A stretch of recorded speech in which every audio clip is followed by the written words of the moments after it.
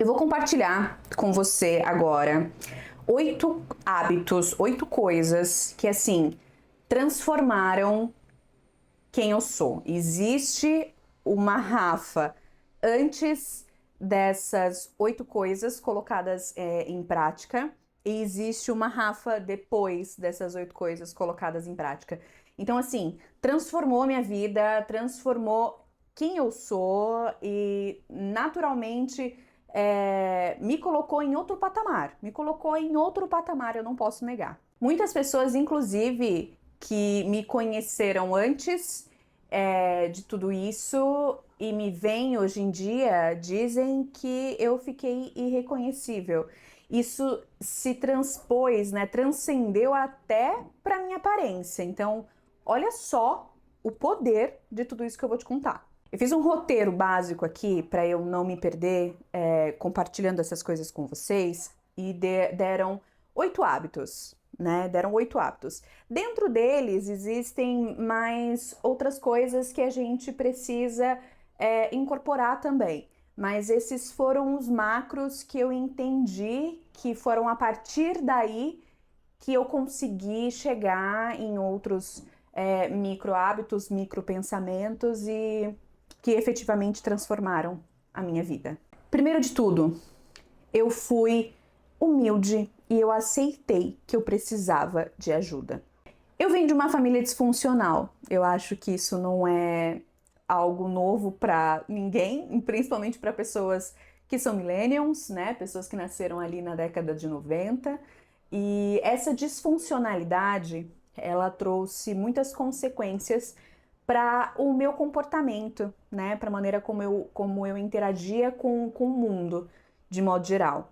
E eu me lembro de um amigo, o Felipe Araque. Eu faço questão de falar o nome dele porque infelizmente a gente perdeu o contato, mas ele foi assim o principal responsável por eu hoje de alguma maneira estar aqui, né? Estar como eu estou, do jeito que eu estou, com a vida do jeito que ela tá.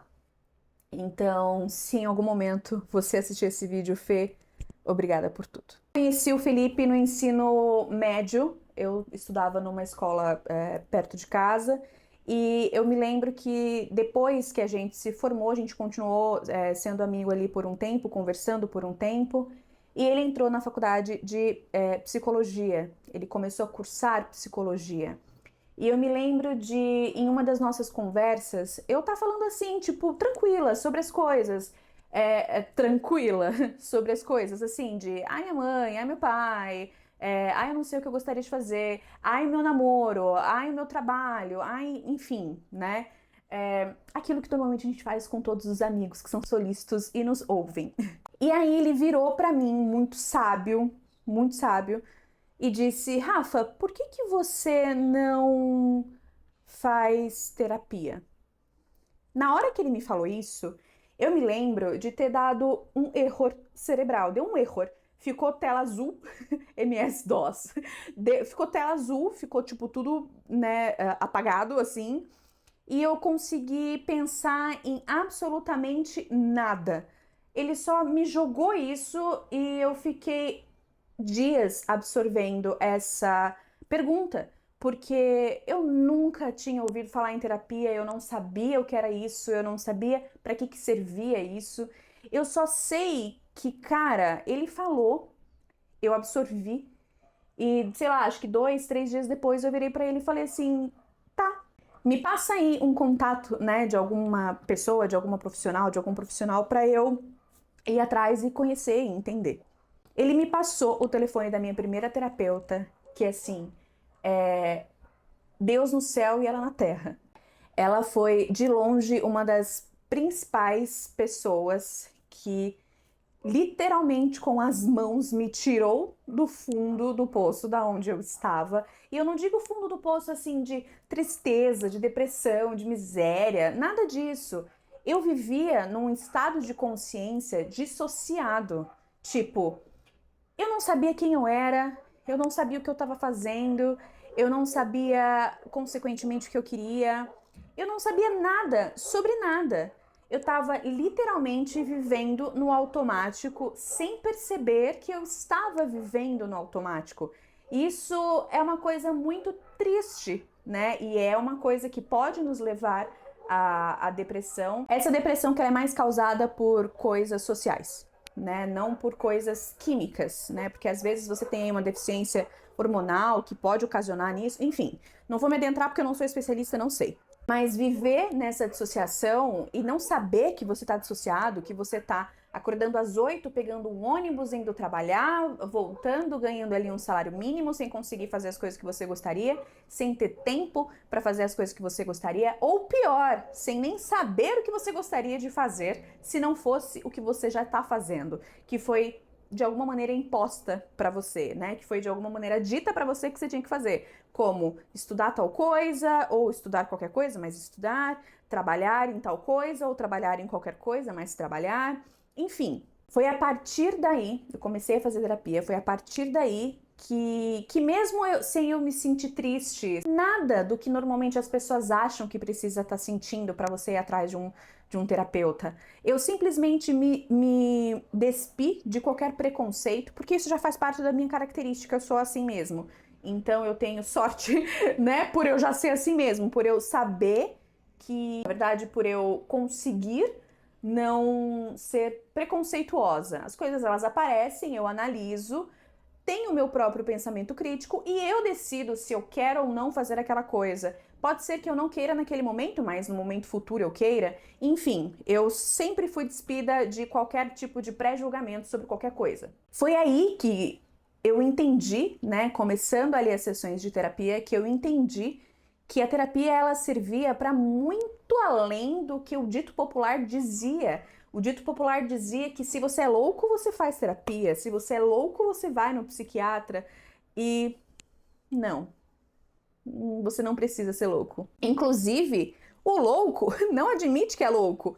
O louco não quer ajuda porque ele não aceita, né, que ele é louco. Mas isso é um papo para outro vídeo. Partindo para o segundo hábito que transformou a minha vida a partir deste início, foi a escrita terapêutica. Eu tenho um caderninho bem bonitinho que eu só deposito ali todos os meus pensamentos e sentimentos. Às vezes eu escrevo de maneira organizada, às vezes não, às vezes de uma maneira coerente, às vezes não, porque o intuito da escrita, o intuito de você escrever de maneira terapêutica é o seguinte: você vai tirar de dentro da sua cabeça tudo que você está sentindo, tudo que você está pensando, tudo que você gostou ou não gostou de determinada situação, de determinada coisa. Enfim, você vai tirar de dentro de você, colocar ali num papel, ou se você quiser escrever em outro lugar também, tudo bem, né? Eu escrevo, eu gosto do caderninho, mas eu também gosto de escrever no iPad, enfim. Você escolhe aí a mídia, né, o lugar que você gostaria de escrever, um lugar que você se sente mais confortável, porque tem que ser uma coisa muito orgânica, tem que ser uma coisa que, assim, pra você. Primeiro, às vezes a gente fica com vergonha, a gente às vezes fica com vergonha de se expressar, de escrever, ou até mesmo de acessar essas coisas que a gente tá ali remoendo, porque a gente não foi ensinado a olhar para si.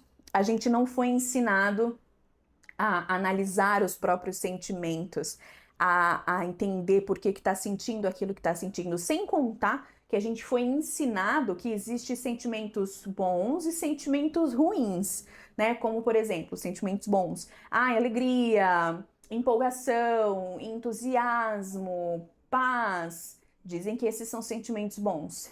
E dizem que tristeza, inveja, raiva, todos esses outros são sentimentos ruins. Mas, na verdade, sinto lhe dizer, sentimentos são sentimentos. Se você é um ser humano, você vai ter sentimentos. E se você é um ser vivo, digo, você vai ter sentimentos. Porque cachorro tem sentimentos, gatinho tem sentimentos. Então, se você tem essa dificuldade, né, de aceitar que você tá com raiva, de aceitar que você tá sentindo inveja, de repente, de alguma coisa, escrever vai te ajudar a olhar para isso de uma maneira sem julgamentos. Porque é só você e o seu caderno. Ninguém vai ler, ninguém vai ver o que você está fazendo, é só você e o seu caderno. E, querendo ou não, se você não se sente seguro desse jeito, isso significa que você precisa muito de ajuda, porque ter vergonha de si próprio é difícil, né? O terceiro hábito que fez com que eu tenha mudado totalmente quem eu sou, minha vida, foi parar de me comparar e, consequentemente, de me julgar. Só que primeiro não foi comigo, primeiro foi com o outro. Eu tinha uma colega que ela tinha esse hábito, era um hábito bem destrutivo, porque a gente claramente dá para o outro, para o mundo, o que a gente tem. Se a gente só julga, só critica, só fala mal, a gente tem só esse tipo de coisa, ou maioria, né? Ou é a maioria de coisa que a gente tem dentro da gente. Se a gente só sabe dar isso, isso significa que a gente não faz diferente com a gente mesmo. Então, claramente eu me distanciei dessa amiga, mas eu vou falar sobre a troca do círculo social mais à frente. Parar de me comparar, parar de me julgar. Não foi um exercício fácil, porque eu cresci ouvindo do meu pai e da minha mãe que, olha lá sua priminha, ela faz tal coisa, por que você não faz também? Olha lá a amiguinha, ela é tão educada, come a comida toda, por que você não come também? Por mais que sejam, assim, detalhes, por mais que sejam frases inocentes que os nossos pais estejam dizendo, os nossos pais ou os nossos criadores estejam dizendo pra gente de maneira amorosa, com carinho, ele não tá fazendo por mal, ele não tá fazendo porque ele te odeia, porque ele quer que você sofra. Não, eles estão falando porque esse foi o jeito que eles foram criados, talvez, ou o jeito que eles encontraram de conseguir de você aquilo que eles entendem que você precisa dar porque é bom pra você. Então não é pra gente ficar com ódio, só pra gente entender que por mais que essas ações sejam microações, sejam pequenas, perto de um todo, elas impactam. Então eu cresci com esse comparativo, eu acredito que você também, e que você talvez até viva isso ainda, mas é ele que faz, são essas coisinhas que constroem uma voz no nosso subconsciente, na nossa cabeça, que às vezes aparece normalmente em momentos inoportunos, pra te falar, pra te lembrar que você tá errado, que você é um bosta, que você é isso, que você é aquilo. E a sugestão que eu te dou, que foi algo que eu fiz pra eu conseguir parar de me comparar, pra eu conseguir parar de me julgar, foi simplesmente, toda vez que vinha um pensamento de você é insuficiente, fulana de tal é melhor que você foi trocada, você foi chifrada, você foi isso, você é aquilo. Toda vez que vinha um pensamento desse, eu partia para outro.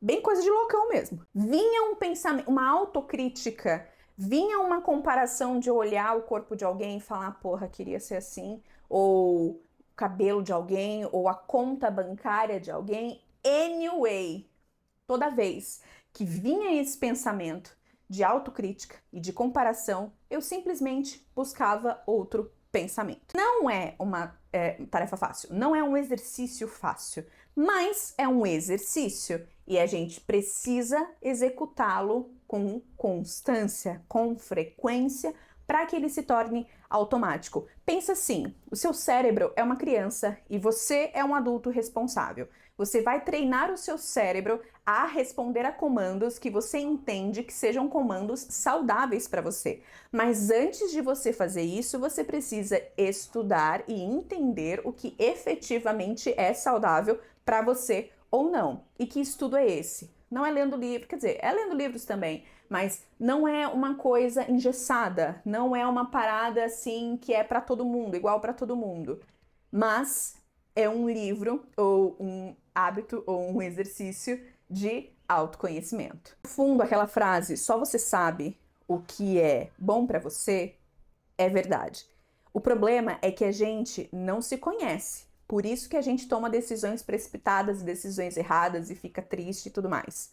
Mas se nós minimamente soubermos quem nós somos, a gente consegue colocar limites, que também é uma coisa que eu vou falar mais pra frente. Linkando com o que eu acabei de falar, o meu quarto hábito que transformou a minha vida foi mudar o que eu consumo de conteúdo. Pode ser no mundo offline, tipo livros, filmes, ou no mundo online, sei lá, no YouTube, em redes sociais, enfim, mudar a bolha na qual eu tô imersa. É muito importante que nesse processo você se olhe despido de preconceitos, despido de pré-julgamentos e analise o seu círculo. Não só o seu círculo de pessoas, mas o seu círculo também de conteúdo. Quais são os tipos de programa que você mais assiste na sua completude, né? Tipo, tudo bem assistir algo que você julgue que seja entretenimento, a gente precisa de entretenimento, mas além disso, você consome algum conteúdo que te nutra de outras maneiras?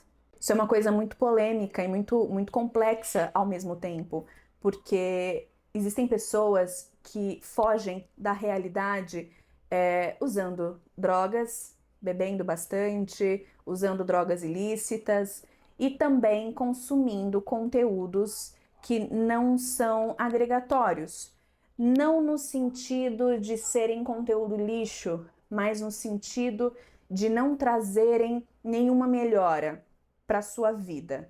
O entretenimento ele é bacana, ele é importante e ele é necessário, mas você não pode resumir a sua vida inteira em consumir esse tipo de conteúdo. Então dá uma olhada nos livros que você tem na sua estante, se você lê livros, dá uma olhada nos papos que você troca com as pessoas com quem você convive, com os seus amigos, suas amigas, seus familiares. Dá uma olhada no seu algoritmo nas redes sociais e vê ali o que as redes sociais estão sempre te mandando, né? O que os algoritmos estão sempre te mandando. Faz uma análise crítica mesmo, sabe? Pega pra analisar. Olha o que o YouTube te sugere o tempo inteiro pra você entender como que você está alimentando esse algoritmo diante do seu comportamento e vê ali, de repente, o que você precisa ajustar ou alterar. Quinto hábito, impor limites. Impor limites é tão difícil quanto o autoconhecimento. Por quê? Para você impor os seus limites, para você saber ali o que você realmente não tolera, o que você tolera, o que vale a pena você engolir ou tolerar, enfim, é difícil. Por quê? Porque você precisa se conhecer. Então, existem duas fases que eu escrevi aqui. Primeiro tem o processo de a gente entender quais são os nossos limites baseado no nosso autoconhecimento.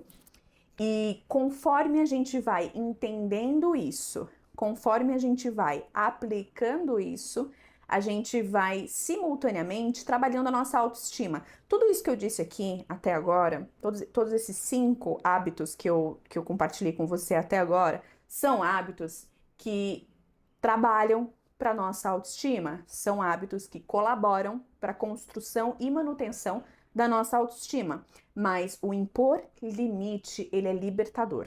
Inclusive, deixa eu te contar uma coisa que aconteceu. A gente tá em época de Natal, né? Agora, hoje é dia 26 de dezembro de 2024. E eu recebi um convite de uma pessoa querida. Eu passei a virada sozinha. Se você assistir os meus outros vídeos no canal, você vai ver como é que é a minha vida mais ou menos, porque eu também gravo vlog. E aí você vai conhecer minha rotina e tudo mais e entender, né? Por que eu passei o Natal sozinha, por que eu passo essas festividades sozinha. E eu recebi um convite de uma pessoa muito querida para eu almoçar no dia 25 na casa dessa pessoa com a família dela.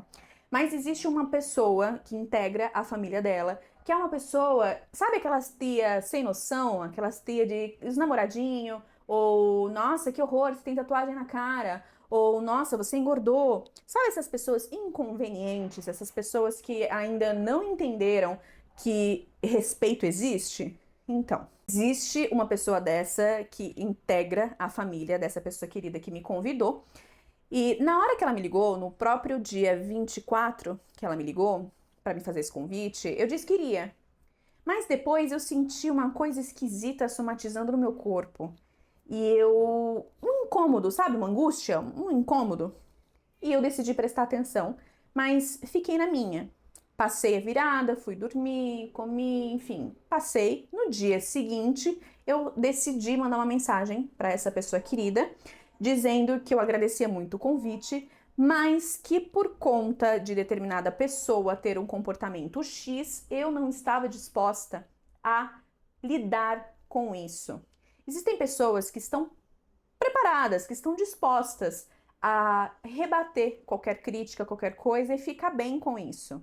Mas eu tô grávida, eu não tô no momento muito interessante para ficar lidando com situações tão de nível superior, de níveis nada superiores, na verdade, né? De níveis baixíssimos. Então eu optei por não ir. Esse foi um limite que eu coloquei, né, dizendo, olha, gosto muito de você, gosto muito de outras pessoas que compõem a sua família, mas por conta dessa e por conta dessa atitude, dessas atitudes, eu não estou disposta. Então não é assim, porque ela é uma bosta. Não, não é só sobre o outro, mas também sobre você protagonizar as suas escolhas, sobre você entender o que você quer e o que você não quer, como você quer e você não quer, e se posicionar frente a isso. Não haja como vítima, tá? Não fica falando porque o outro é isso, o outro é aquilo. Não. Existe o comportamento do outro, sim, porém, 90% do que acontece com você nesse tipo de situação, nesse tipo de coisa que eu tô falando, é responsabilidade sua. Então, quem sabe isso renda até um próximo vídeo sobre vitimismo, né? Que é uma coisa que eu adoro falar também. O sexto hábito é, assim, de longe, um dos meus preferidos e também dos mais difíceis de todos. Na verdade, todos são difíceis, né? Que é me sentir merecedora das coisas boas. A gente tem uma mania de, quando a gente recebe um elogio, tipo, ai, que blusa bonita, menina, paguei R$ 5. A gente tem uma mania de inferiorizar as nossas conquistas ou de não aceitar muito bem elogios, porque confundem muito arrogância com reconhecimento. Eu entendo que isso seja algo cultural e que foi ensinado pra gente, né, de que a gente tem que se pôr no nosso lugar, ou até mesmo por conta das comparações, a gente ter dificuldade de enxergar o nosso valor, porque o nosso valor está sempre sendo atrelado a outro e a outra pessoa. Então eu entendo aí que exista um mix de problemáticas que fazem com que a gente não consiga reconhecer e aceitar elogios tão facilmente, mas se você começar a aplicar isso, vai mudar tudo. Não é pra você falar, ai, realmente eu sou maravilhosa mesmo, foda-se tudo e todo mundo. Não. Mas só de você agradecer quando alguém olhar pro teu cabelo e falar, cara, teu cabelo tá lindo hoje, e você só responder, muito obrigada, basta. Basta. Você não precisa falar nada além de obrigada. Ai, que blusa linda! Ai, parabéns pela sua promoção no trabalho. Ai, obrigada por ter me dado um presente. Ou ai, toma esse presente para você. Tem muita gente que tem dificuldade de ganhar presentes porque não se sentem merecedoras de ganhar este presente. Mas passe a apenas agradecer. Não refute, apenas agradeça. O sétimo é o que eu acho mais divertido, que é criar a realidade que eu desejo viver. Existe um termo em inglês chamado fake it to make it, que em tradução livre é fingir até se tornar. Existem muitos atletas, existem muitos artistas, enfim, pessoas de modo geral, que, inclusive eu, que fizeram isso e que fazem isso. Funciona da seguinte maneira.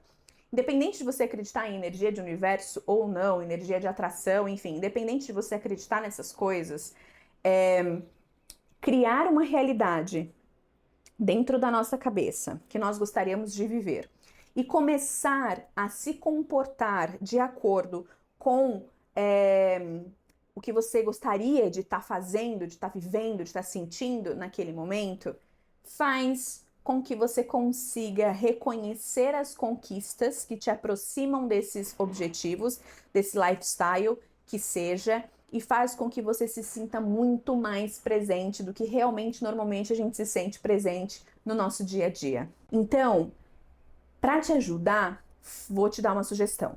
Pega uma pessoa que você se inspira, uma pessoa que é como um exemplo para você, uma pessoa que tem uma vida que você admira e que você gostaria de ter também. Calma, que você está agindo de um prisma de admiração. Você não está agindo de um prisma de inveja. Por quê? Inveja é quando a gente quer aquilo que o outro tem e não deseja que o outro tenha. Agora, admirar é a gente querer aquilo que o outro tem, o outro vive e ser feliz e agradecido pelo outro estar aonde ele está.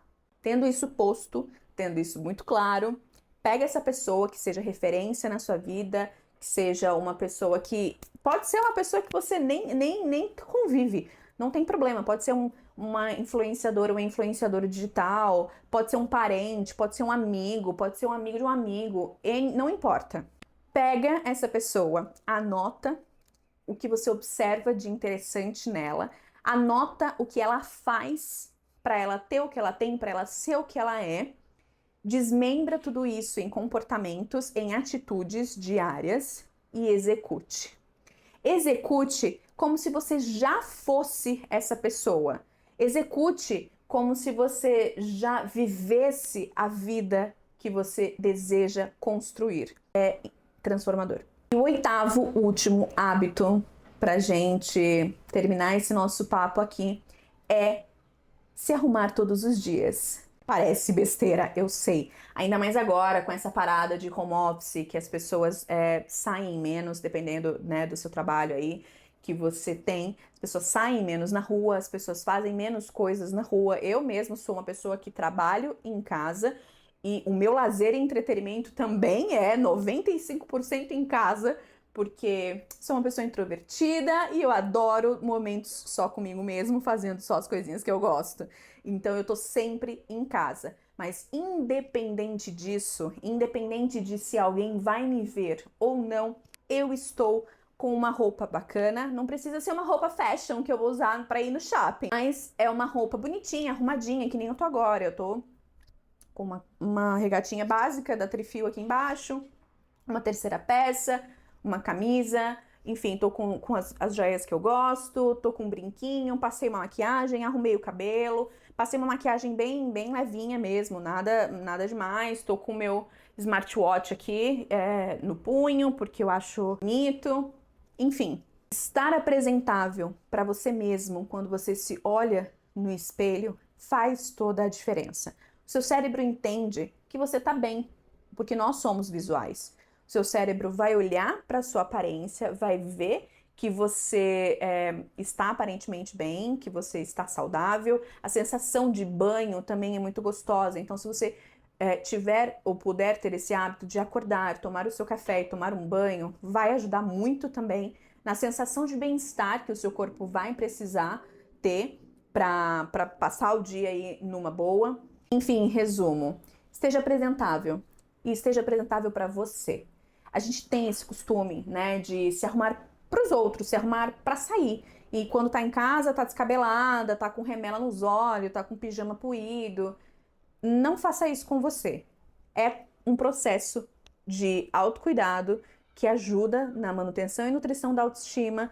Você está bonito, você está apresentável dentro da sua perspectiva de bonito, tá? Dentro da sua perspectiva. Fica tranquilo que eu não vou dizer como você tem que se arrumar ou não, mas é você quem decide. Estando bem, se sentindo bem, cuidado, tá ótimo. Esses foram os 8 hábitos que transformaram a minha vida, mudaram quem eu sou. Eu sou muito feliz por todas as pessoas que, durante esse processo, desde os meus 21 anos de idade, eu já tenho 34, então fazem muitos anos que eu faço terapia e eu quis trazer a terapia como um primeiro tópico, porque foi, no meu caso, só a partir dela que eu consegui chegar e descobrir todos esses hábitos. Então, eu espero que eles tenham servido de orientação para você, de inspiração para você E quero saber, me conta aqui nos comentários, qual desses 8 hábitos você já executa e qual desses 8 hábitos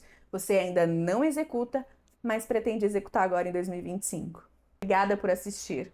Um beijo.